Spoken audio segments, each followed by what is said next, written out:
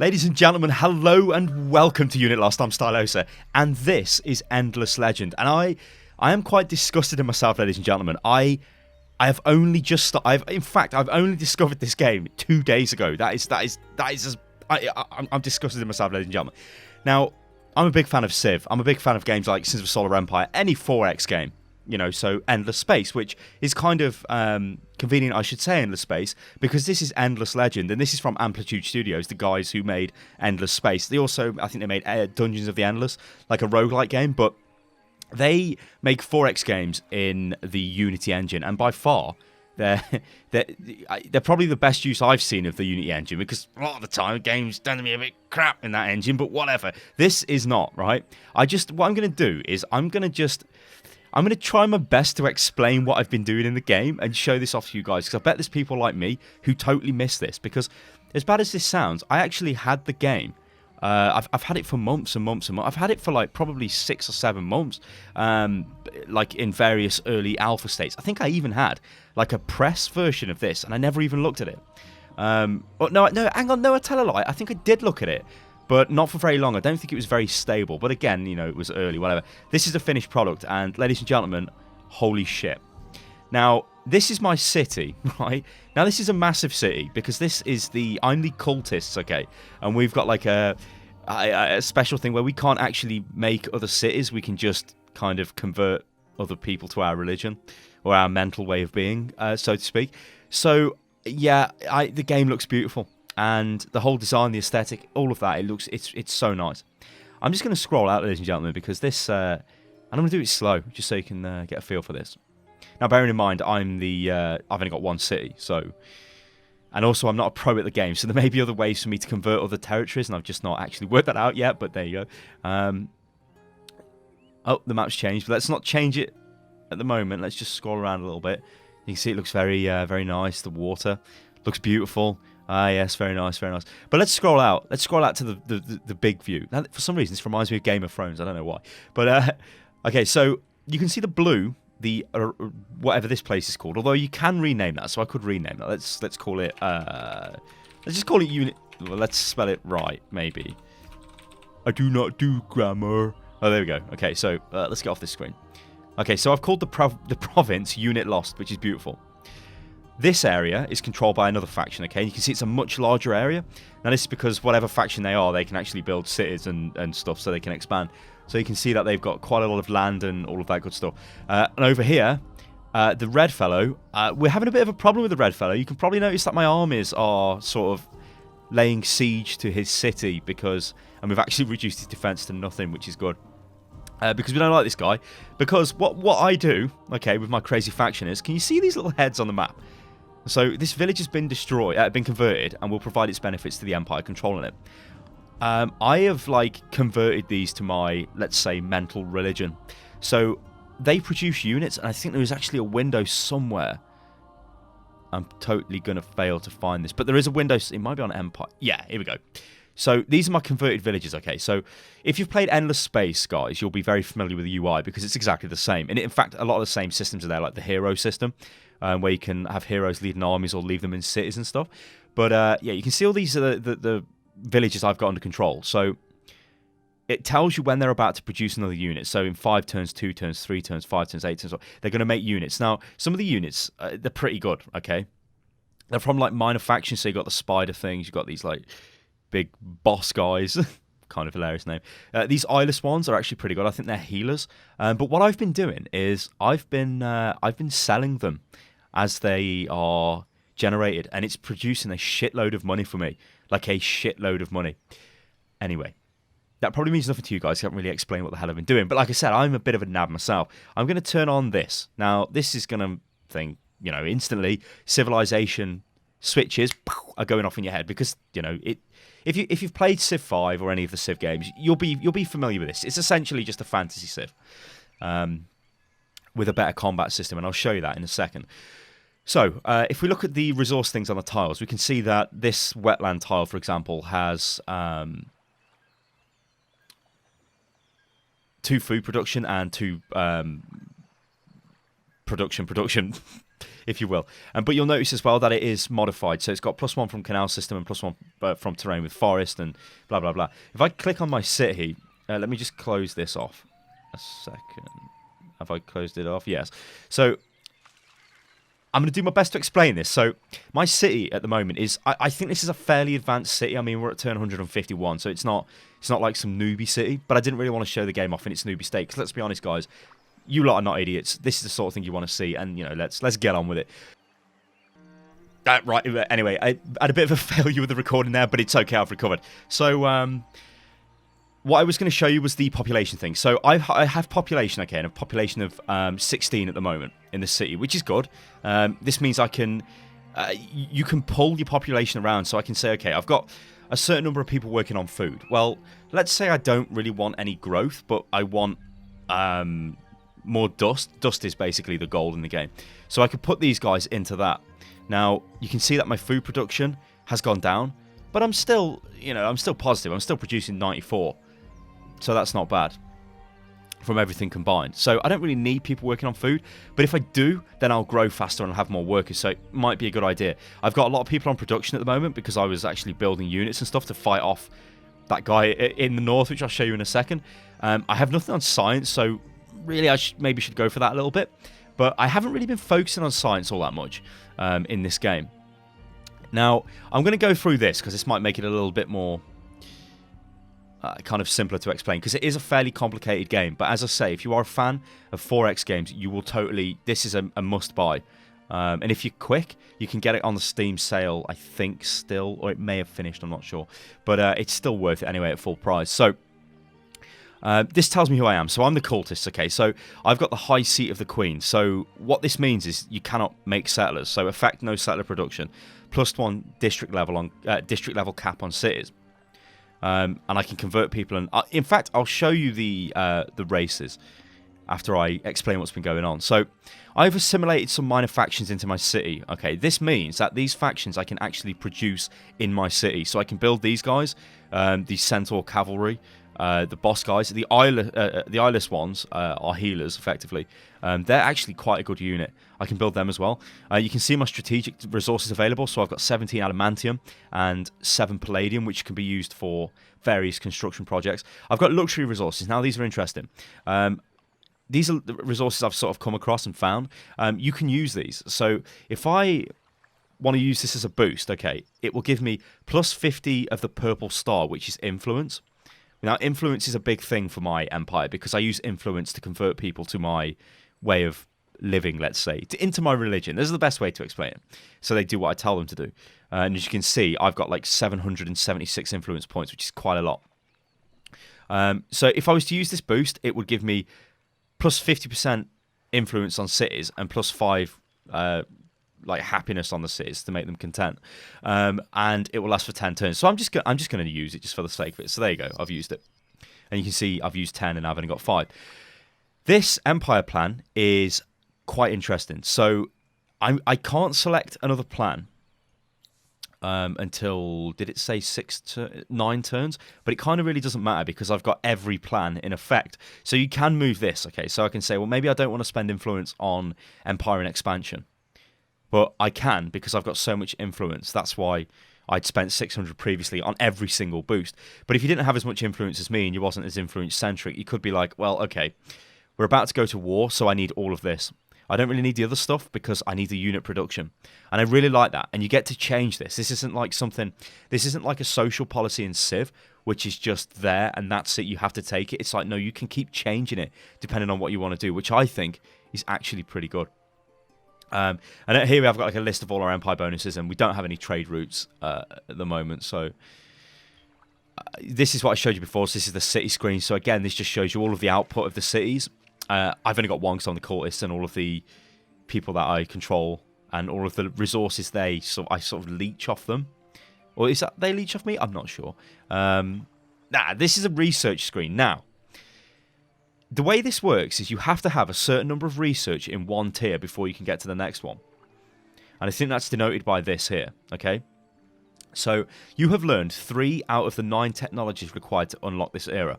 So when I unlock 6 more, so this fills in, I'll be able to get access to that. And the way to do that is by unlocking technologies in this era, okay? Now, you don't actually have to unlock everything in each era. I mean, as I just said, you only need 9 unlocked to get to this tier from this tier, so you can sort of jump through the research fast. But what happens with the research, it becomes more and more difficult every time you research something. So if I was to, for example, research this, that's going to cost me 1,086 research. It would not have cost me that at the start of the game. It would have cost me way less. But because I don't have it, if I was to go back and get it now because I've progressed so far, then it's going to cost me more. Now, in terms of the research, the way this works is if it is yellow, that means it's special to your empire, that only your empire can get this. So things like We Are Legion, destructive analysis and stuff like that, they're special bonuses only your faction can get. Same for the... I think that might have been yellow, actually, but it changed to orange when I researched it, because that's a unit, a faction-specific unit to me, the Nameless Guard. Same as this as well, the Fanatic, and I believe the Bishop I have somewhere. Or is that the Bishop? No, that was a different game up. Yeah, that was me playing as, I think, the something Lords. I can't remember. So I kind of like this. Again, like, it's fairly simple how this works. So you've got Empire and Expansion in this section. It's all the same for each research tier. You've got your economy and population. You've got your science and industry and your military. In terms of me kind of going into detail right now on the path I've chosen, I don't think I'll be able to do that because mainly I can't really remember. And as I say, I'm still a little bit of a noob. But let's just say, for argument's sake, you started the game and you're in tier 1. You're most likely probably going, if you want to do for, let's say, science, you probably would grab the public library because you can build that in your city and it's going to give you plus 10 science on your city. And it's going to cost 1 dust upkeep, which again, dust is just like gold.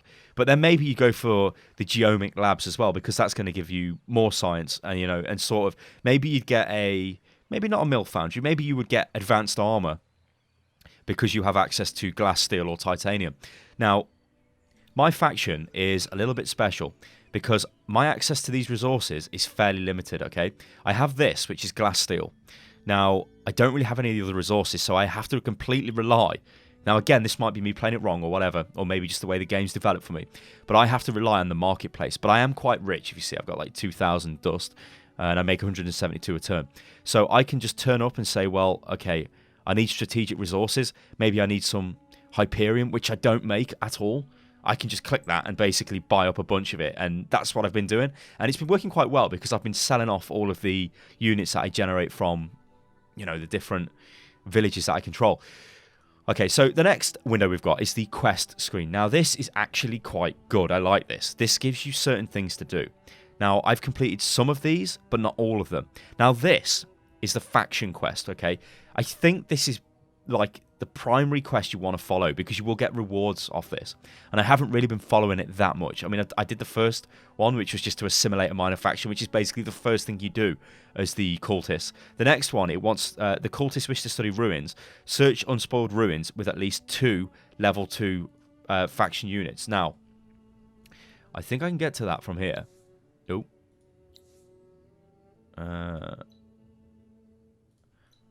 I would like to bring up the... that's it. I was looking for the thing, show the quest wherever the thing is. I don't...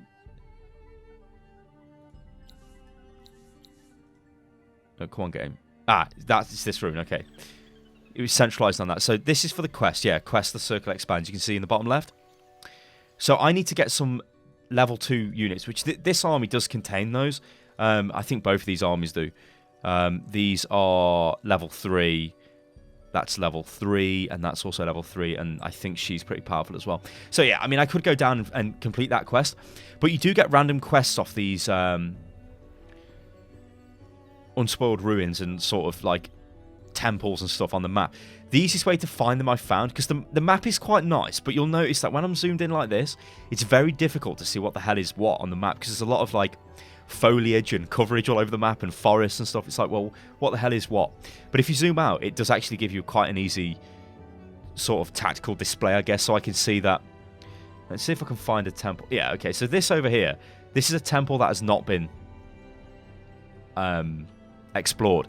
I can tell that because it's orange. If it's grey, it means I've been there and I've already checked out what's there. Because a lot of the game, where it's a little bit different to games like Civ, is it kind of is about exploration and completing quests. It's almost like the King Arthur games from Paradox, in that kind of way. So I think you guys want to see a bit of combat, because I want to see a bit of combat. So what we're going to do is, I don't know whether this will work. I'm hoping it will, because I've been laying siege to this city, and I believe we're in the summer. So I think we're in the summer. Current season is summer. It doesn't really matter. Okay, so I should be able to attack this city and use these guys as reinforcements. So I don't want to lay siege because the defense is already down to 0, so I'm going to attack. Or apparently not, because maybe it's under siege. Okay, that's weird. Oh. Maybe I need to move it to range? Again, that's weird. Okay, slightly weird, but whatever. So, now if you've played Endless Space, guys, you'll know what this window is. Because in Endless Space, you don't... Now, this may have changed in updates, but last time I played it, you didn't actually control the combat, which is kind of frustrating. You just played a series of cards, or you could just auto-resolve the combat. This is different, though. This isn't about playing cards. This is actually like a tactical battle. So, I'm not going to auto this, although I could. I don't know why I would. I mean, the fight is so much in my favor. You see, I'm the blue side, so there's literally no red. I will destroy them because this army's quite powerful. You can select what kind of global strategy you want, but you can change this when you get into the fight as well. So offensive, this just means that whenever if they can't carry out an order or if they finish an order, their next order will just be an attack order, so they'll just go after people. But you can control that, so don't worry. Defensive just means they'll defend, and the whole position means they just won't do anything. So, we're going to go into the fight. And, okay.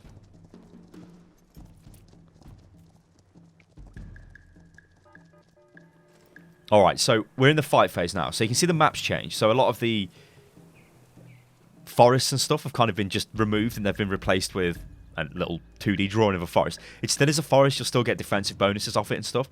But what we want to do is take the city, but kill these units. But you only get a certain number of turns to do it, and I think it's 6 before the battle sort of ends. There's like battle fatigue. Okay, so this is the deployment phase. We get to move our units. So that is my hero. She's quite powerful, so I'm not really too fussed with her being on the front line. It looks like he's got some flanking cavalry over there, so I might send a couple of my spiders over to intercept that. These dredge guys are not too bad. I'll leave them where they are. This, though, this is a special unit. This is a preacher. I've been using these guys to convert people to my faction. However, in combat, they're not very good. But what they do is they have a buff called Unleashed Potential. So they can buff units. And you can see it gives them plus 10% to everything. So that's pretty good. The only other thing we need to note as well is the turn kind of... I guess it's not a timer, but the turn sequence bar at the top. So what this says to us is our cultists will go first. Or our preacher even. Then their cavalry. And then our hero. Then our dredge. And then their militia, I think it is. And our spiders and that crazy giant guy. So I think we're ready to deploy. Okay, now this is where we need to order who is going to attack what. These guys are healers. So to have them attack is kind of a bit ridiculous. I'm not going to do that. Well, maybe I will, actually. It's like I'm so far... Okay, so this spider, I want her to attack that. I want her to attack this, okay? So we can take that out. This spider at the rear, I'm going to rush forward to attack that. Although maybe I should have moved her forward in the phase, but that's fine. I want her to go straight into that, and I want these guys to attack that, which they already are. The cultist, I'm going to buff... Let's just look at the movement. Okay, so my hero is going to go before that guy, so I'm going to buff the cultist. Notice it's green. She's going to cast her... I think it's a her or a him or whatever. Going to cast their buff. So let's launch the attack and see what happens. So there's the buff. These guys go. But we're in the forest, so... ooh, not there, though. I look like some sort of AoE. My hero's going in. Big damage. But remember, she had the buff from the preacher. Dredge are attacking from the forest. And they've actually got an AoE attack, did you notice? Which I didn't realise they had. Pretty good.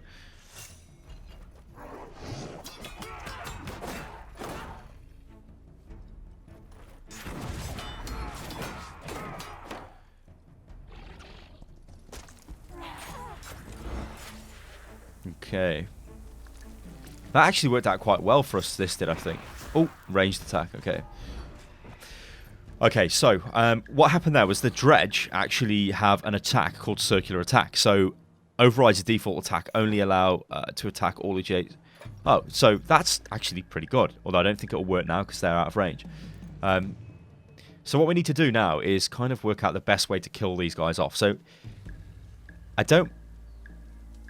this spider maze will go into the city.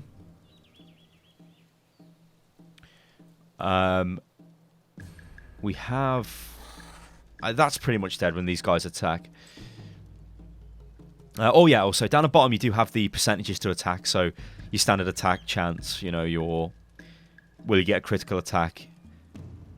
Critical defense, no damage is received from the attack and stuff like that. So that's how you would work out if it's worth attacking, because sometimes, like, if... there are instances where this is 0, and it, like me being a total nab, I'm like attacking, like, what is going on? But I wasn't reading it correctly, and it obviously meant that I would never hit them, and they were hitting me. It was just stupid. So you do have to take into consideration sort of formations and stuff, which I do like. In fact, this is kind of like sort of like Age of Wonders, or at least Age of Wonders 3, although that's a bit more real-timey, I think. Okay, so my hero, he's dead. I don't think we need to bother attacking him with a hero, so we'll wipe out these guys who we should be able to take out. I mean, the chance is like, yeah, we'll probably hit him onto that. I think actually everyone is in a decent position. May as well buff up the champion again, and everyone is attacking.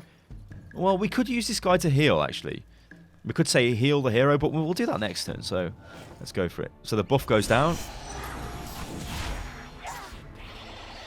Spiders, loads of damage. Hopefully they kill that. Ooh.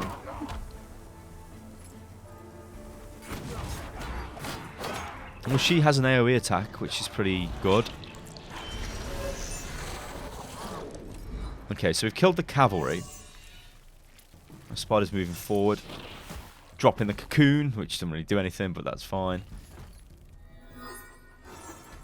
Oh, that... Well, I don't know what that did there. That sort of... He did something to heal the... I'll take it. So... Okay.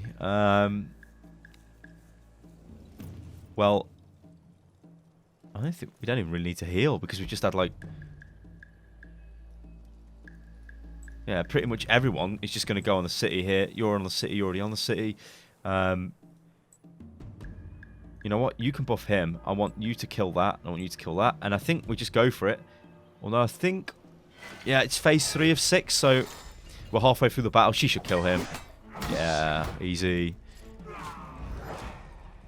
Dredge, take that out. Boom. Although they did get attacked back. I don't know why, though, because they had an initiative of 20 and he had an initiative of 0. But remember, guys, I am a bit of a noob, so... Nukes away.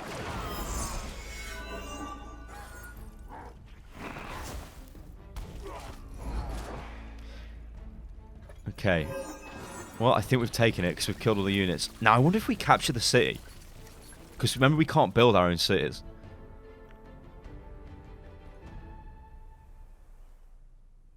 Yeah, no, we just raised the city. Now, I know there is research we could have got, which would have given us like a benefit from that. But that makes sense because we can only control one city. Because our lore is something to do with a stupid, crazy queen. She's part of a throne. It sounds all 40k, golden throne-ish style. Pretty mad. Oh, and our hero's leveled up as well. So let's have a look. This is our combat hero. And I guess this is something I didn't show, so I'll quickly show this before I go and show off the factions, because I really like this game. There's so much like detail and depth to the game, and the play style of all the factions, bearing in mind I've only played 3 so far, has been absolutely radically different for each one. Okay, so this is class specific, right? Now, heroes across different factions are still kind of the same class, okay? I don't know what her class is actually, which is pretty bad, but she's like the combat class, let's say. It probably says somewhere around here, and I'm just being stupid. You get common, so every hero gets access to these, and faction specific. So things like this, Impassioned Preacher. Now you'll notice that it's all on city. Now I have a hero inside my capital who is like the administrator of the city. very much like Endless Space. So these people, or these heroes, actually enhance the planet like an Endless Space, but obviously in this they enhance the city. And she's really gone down this path to try and like really beef up the city because that's what I want. And whereas she's gone down the combat path. So things like this, I mean, she's got 1 skill point, and you can see there's 3 levels in this. Level 2, it's going to give them plus 25 life on top of the 25 they've got. So I'm going to take that. Makes the units more sturdy. Fine. Also, there's equipment. Now, because again, I'm a total noob, I've not actually built any armor or weapons, although I could, because I do have the resources for it. So my loadout on this hero is she is got level 1 stuff. You can see tier 1, tier 1, tier 1. But we've actually got access to tier 3 stuff, which we could make. So if we filter it by weapons, we could say, let's make that. Now, I know it's shown the model there, but we haven't actually made these. We need to be inside our territory for this. But at least I can just kind of show you guys the model. We could say maybe give her a better shield, so she's more of like a tanky front line. Maybe change her armor. I was a little bit disappointed that the graphic never changed for the armor, but... And then these are kind of special... That's a knuckle duster of... God, what the hell? Apparently improves vision, which is interesting. And other stuff like that. But you can get special items, which I might actually have. No, I don't. But you can get... Or they might be obsolete, actually. I'm sure I got some items from a quest. No, maybe that was another game. I've been playing it so much, I'm just addicted to it. But you can get items from quests as well, which can be special items and do special things. So, yeah, I'm a noob because I didn't upgrade my hero, and I should have done. It's only going to cost me like 92 dust, and I've got like 1,000, so I could do. But anyway, we're going to apply the changes to that. And we are going to... dismiss because we've done that. And I'll just go through a few turns. Okay, so we've got no construction selected. So let's... I don't actually have any buildings I can build, but I could, like, let's say, make some units. So let's just say I'll make some nameless guys. 2 turns and that'll be done. End the turn. And again, if you are familiar with Endless Space, a lot of the sound effects are the same, and the UI is basically the same as well. I mean, like, you can do things like this. So I could rush construction, but there's no need because it'll be complete next turn. And like I said, I've got thousands of gold, so I could. Again, you could queue up units if you wanted. So, like, you know, loads of units being built. End the turn.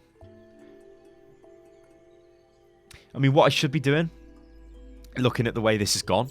My research is done, so I've actually finished unskilled labour. Okay. Some of my units have produced, my villages have produced units, which is good. So let's say, I don't know, maybe we should get military. So this is, what's this going to give us? 200% city for, that's going to make our cities much more stronger, or our city even. But we do need a resource for that, which I think is glass steel. But that's fine because we can buy that. We've got a couple of buildings that have now become available. So let's cancel these. Yep. See, sometimes the UI does do things which is slightly annoying. The way it popped up there. I don't know whether I like that. A little window would be fine. I don't know why it has to blur out all the background. It's kind of annoying. So this creates stockpiles, non-instant, and needs to be activated on the Empire screen. Which is actually... this. We don't have any stockpiles. Or I do. No, I don't. See, again, this is an aspect of the game I've not even come across yet. Royal Academies and stuff like that. But what I wanted to do was expand the city. Okay, so let's just say I wanted to expand it. I can't because I don't have the population for it. So what I need to do is make the city grow faster. So if I'm like, get off money production, get into food production. Look, we're making loads of food now. So it's only 4 turns now until we actually grow a new citizen. Then we can build another borough. Which each one of these is a borough, and we can sort of expand the city's influence range. Because as you see, the city is only controlling all the tiles with the information on. These tiles are not controlled. So if I want to move into these and get the bonuses of these tiles, so if I want to pick up, you know, the science and God knows what off these tiles, or even get this resource, the Quicksilver, which is actually quite good as a booster, and it's pretty good for everything else. I'd want to expand boroughs in this direction. I mean, eventually I could control the entire region with a massive city. And as I say, I'm not sure if there's any way to expand my borders. I don't think you can expand them. They're kind of set, but you should... Maybe you can, like, take over other regions. I mean, as, like, this guy, for example, controls that region and this region because he's put a new city down there for some reason, which is a bit stupid because I've got a big army there. you can see all of the regions this woman controls. I think she's a woman. I think she's like some sort of nomadic woman, although I'm not sure. It's because she's placed a city in a region. So some quests will say, for example, control Rayet. So you'd have to go into Rayet, which is this area here you can see, and stick a city down, and you would control it. Although for me, that's a bit difficult. So, I'm not sure on the research. So maybe there is a way. I don't know. All right, so I've got a couple of things I need to do. So, oh yeah, that's that crazy woman. So she wants to go in for a map exchange. So I'll go for that. Again, very similar to Civ. I've not even shown the diplomacy off, so I'll get to that in a minute. Holy hell, there's so much in this game. Okay, so construction is complete. This is in my main capital, which is fine. But I do want to go to my empire screen, my troop screen, my thingy screen. There is a screen. No, not this screen.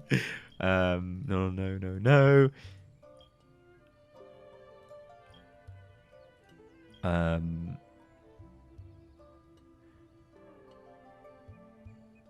Well, this screen will do it because it's telling me there's two units in that city. So in this village. So what I would do is I've selected this village. I can't control this village. Like I can't make it build stuff or anything like that. But it does give me the units it makes, and I do get some of the sort of benefits of the area it controls. But look, it's got these 2 units in. Now I could forge these into another army quite easily. But what I've been doing is just selling them off because I had some money problems and easy to sell. But I hate this. I don't like this thing where it does this. So there you go. I'm like sort of making easy money, and that's pretty funny to me. Also, you got to bear in mind as well, they do have a maintenance cost. So if I hover over this, it should tell me minus 19 from military upkeep. Well, it's costing me 42 a turn for my heroes. They're quite expensive. So selling them, it seemed to me like a good plan, but I mean, I could have made such a powerful army if I didn't sell these and really gone on the warpath quite early. So there's like two units there, 1 unit there, and again, I could sell them, but what's the point? So I'm just gonna skip through and you know what? I'm not gonna put any production in. I'm just gonna jump through the turns to make my city grow, so I can show you the construction of a borough. So yeah, we've made another guy. I've just noticed on the map as well, there are some units moving around. These are, I don't know what they are. I don't think it's vine snakes, so they look pretty nasty. You will get NPC units roaming around. You can kill them, and obviously it's a good idea to do this sometimes because it'll give your armies experience, because all of the units in your army will level up. Like I showed in my army up here, I've got the hero. She is level 4. The preacher's level 3. That's level 3, and their stats go up. And of course, because they're with a hero, she buffs them as well.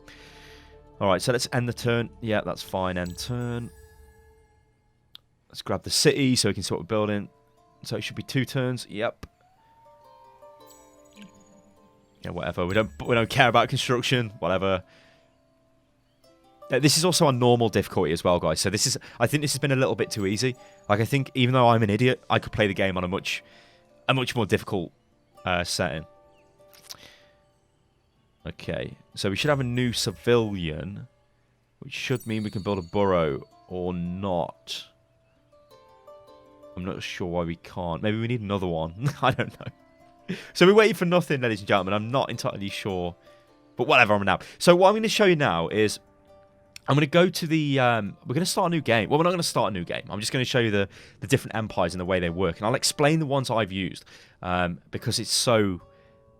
I think it's really good. Really, really good. All right, let's go to... quick game. Yep. Okay. I've never even seen the Copan guy yet in that game. But seems I'm not doing that well. But I don't know. Whatever. Main menu. Okay. So if I want to go to new game, and I'm just going to show you this, because this is what I was really impressed with this. And also the factions have like these really great, really stylized, it's almost Guild Wars 2 style introduction. It's really good. So I've not played as the Windwalkers, but what they do special is they provide the ability to detect opponents' armies in your empire and the adjacent regions. And they've got Way of the Woodlands, which is 25 plus defense on units on forests. So that don't seem... What else have they got? Living Towns. Again, this is faction specific. Grow rocks and trees into great buildings, create living towns. I'll tell you. So they're just like tree huggers, right? Now, I've played as the Broken Lords. These guys are pretty interesting. They don't have food. Like, food is not a resource to them because they're not alive. They're just magical energy in suits of armor, and they're powered by dust. So they've got an appetite for dust, okay? So they cannot see or gather food. They use dust to create population. Now, this was pretty funny because I sat there and I'm like, why the hell is my city not growing? It's got one population. Because you have to buy the population. You make them with dust. They don't just organically pop up. You see, because I thought, oh, I probably just need to get loads of dust income and it'll be like food. But no, it wasn't because I was an idiot. So you have to actually buy them. And you can also use dust to heal your units because your guys are made of dust. Really good. And they're also dust. They make more dust because they need dust, okay?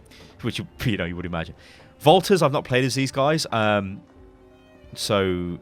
You know what? I'll leave it a mystery, guys. I'll just tell you the guys I've played as. Necrophages. These guys look crazy. They've got some... I said I'd leave it now. I want to explain it. Because these guys have got some mental crap where they use dead...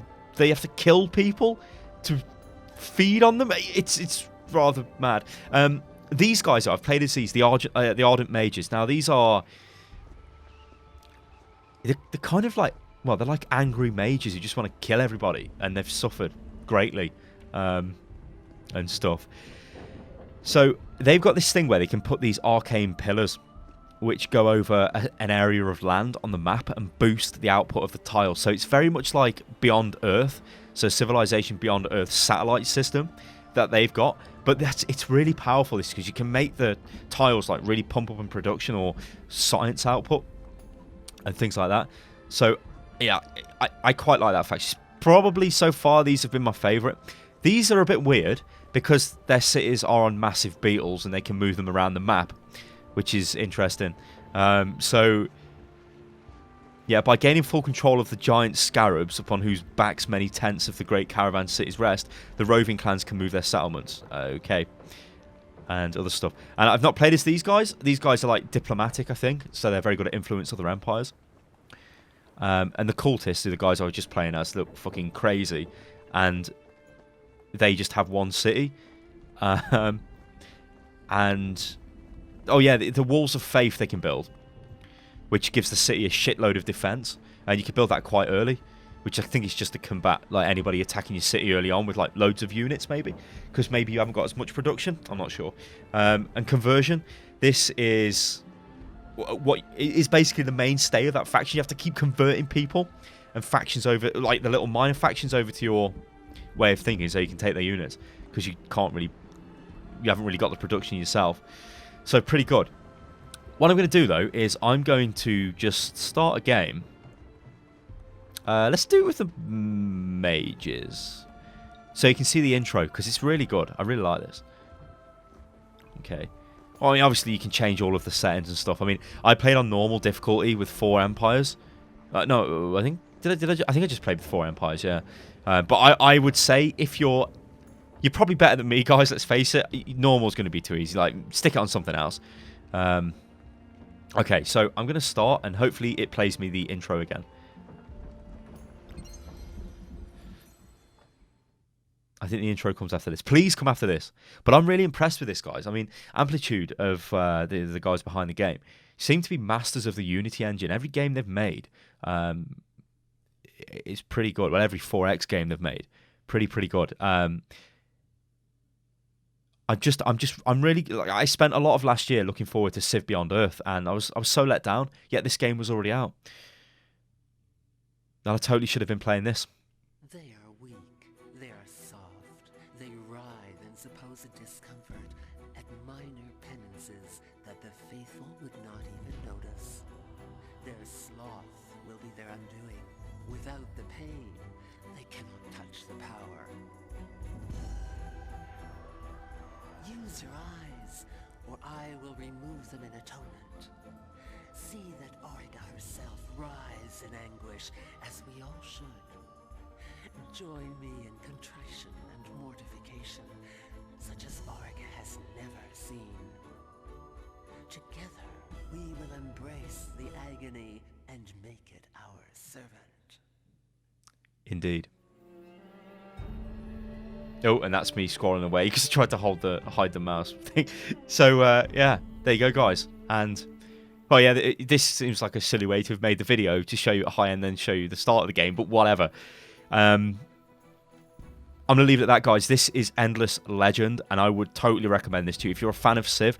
This is a fantastic game. In fact, I don't know whether it's because it appears to be more detailed to me.